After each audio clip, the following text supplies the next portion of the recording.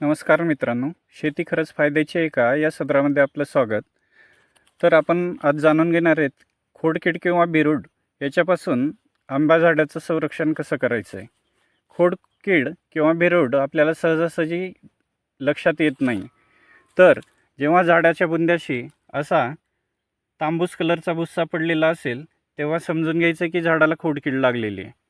तर झाडाची खराब झालेली साल आपण मारतूलच्या साहाय्याने काढून घ्यायचे. खराब सालीच्या पाठीमागे आपल्याला बुंद्याशी अशा पांढऱ्या कलरची खोडकीड आळी सापडून येते. जर ही आळी आपल्याला सापडली नाही तर झाडाच्या बुंद्यामध्ये जे वेज असतं त्याच्यामध्ये पेट्रोल किंवा क्लोरोफायरिफास सिरिंजच्या साहाय्यानं सोडायचं आहे. ते गॅस प्रोड्यूस करतात आणि ते वेज आपल्याला चिखलाच्या साहाय्यानं बंद करून घ्यायचं आहे. त्या गॅसमुळे ती आळी मरून जाते.